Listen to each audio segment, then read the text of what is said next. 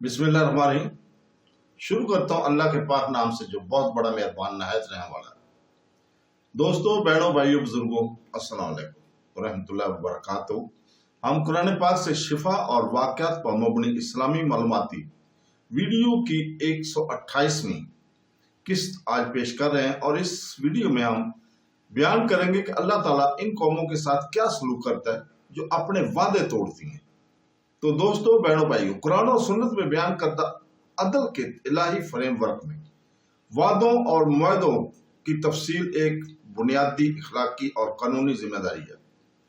जब अफराद या कौमें मुआहदे करते हैं, खास तौर पर वो मुआहदे जिनमें अमन, सलामती या बामी तावन शामिल होता है, तो इनसे तवक्को की जाती है कि वो इखलास और मुस्तकिल मिजाजी के साथ इनका एहतराम करें।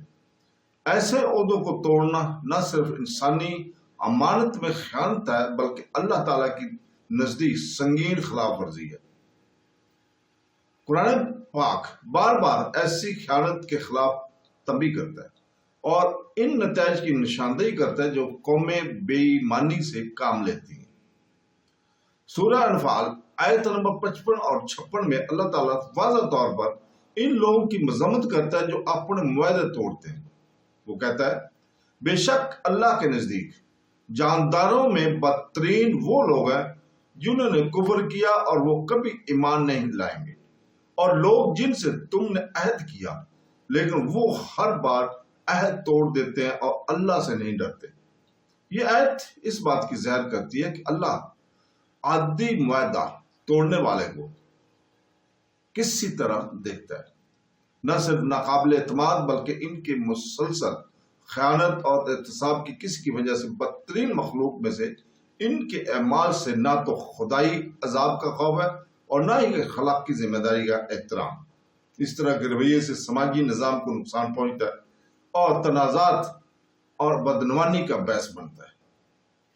अल्लाह ताला अगली आयत में 57 में फरमाता है, बस अगर तुम जंग में इन पर गलबा हासिल कर लो तो इनके जरिए इनके पीछे रहने वालों को मुंतशर कर दो, शायद वो नसीहत हासिल कर लें।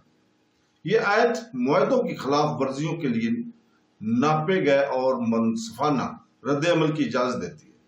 जब पुरअमन ऑप्शंस नाकाम हो गए, इस तरह की नताइज का मकसद अंधा इंतकाम नहीं बल्कि इस मुस्तकिल में होने वाली गद्दारी को रोकना और इंसाफ और इस्तेहकाम को बहाल करना है।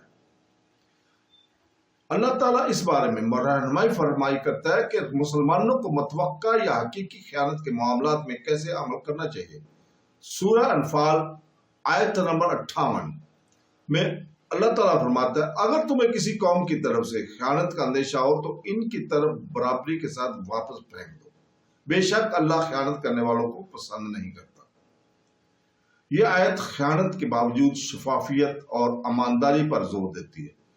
जवाबी कार्रवाई में खुफिया तौर पर किसी मुआहदे की खिलाफ वर्जी करने की बजाय मुसलमानों को हुक्म दिया गया है कि वो दूसरे फरीक को मुतला करें और खुले आम और इंसाफ के साथ मुआहदे को ख़त्म करें। ये सालमियत और अखलाकी बरतरी को बरकरार रखता है, यहाँ तक के तनाज़ात में भी। पूरी तारीख में जो कौमें मुसलसल खयानत, टूटे हुए मुआहदों और नाइंसाफी में मसरूफ रही है, इन्हें खुदाई नताइज का सामना करना पड़ता है। एक हैरत अंगेज मिसाल बनु कुरैज़ा की किस्मत है, जो नबी करीम सल्लल्लाहु अलैहि वसल्लम के ज़माने में मदीना में एक यहूदी कबीला था। उन्होंने मुसलमानों से वादा किया था, लेकिन खंदक की जंग में इसने खयानत की, नतीजे के तौर पर इन्हें कानूनी कार्रवाई के बाद संगीन नताइज का सामना करना पड़ा था।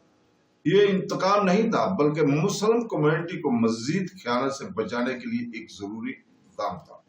नबी करीम सल्लल्लाहु अलैहि वसल्लम ने वादा खिलाफी की संगीनी पर भी जोर दिया। एक मारूफ हदीस सही बुखारी में हदीस नंबर 34 है, सही मुस्लिम में हदीस नंबर 58, आपने फरमाया, चार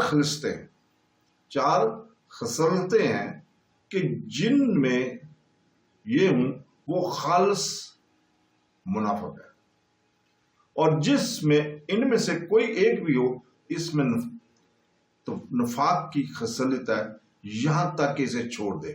जब बात करे तो झूठ बोले, जब वादा करे तो खिलाफ वर्जी करे, जब अहद करे तो खयानत करे, اور جب اس کے پاس امانت رکھی جائے تو خیانت کرے۔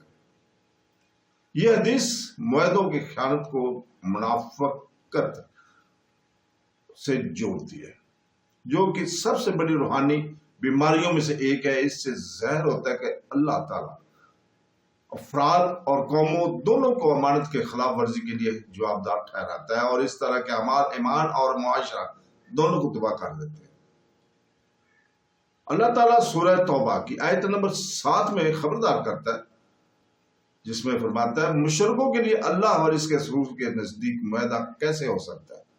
یہ آیت اس صورت میں دیگر کے ساتھ ان شرائط کا خاکہ پیش کرتی ہے جن کے تحت بار بار خلاف ورزیوں کی وجہ سے معاہدے منسوخ ہو جاتے ہیں۔ قرآن پاک ہمیشہ رحم کے ساتھ انصاف کو متوازن کرتا ہے، لیکن جب معاہدوں کو بدنیتی کے ساتھ توڑا جاتا ہے تو اس کی نتائج کی ضمانت دی جاتی ہے۔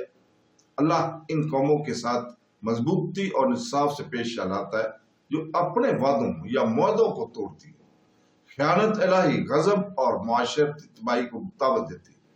تاہم دھوکہ دہی کے عالم میں بھی اسلام سکھاتا ہے کہ جوابات کو منصفانہ، شفاف اور اصولی سچائی اور سالمیت کی اطاعت کو برقرار رکھتے ہوئے ہونا چاہیے۔ امانت کی تکمیل تک نہ صرف ایک سماجی فریضہ ہے بلکہ ایک مذہبی حکم ہے، اور اس کے خلاف ورزی کرنے والوں کو لوگوں اور خدا دونوں کو سامنے جواب دہ ہونا چاہیے۔ اس کے ساتھ ہم کل تک کے لیے اجازت چاہتے ہیں۔ کل انشاءاللہ تعالیٰ اسی وقت آپ کے سامنے حاضر ہوں گے، اور اللہ تعالیٰ سے دعا کرتے ہیں کہ ہمیں قرآن اور سنت پر عمل کرنے کی توفیق عطا فرمائے۔ آمین ثم آمین۔ اللہ حافظ۔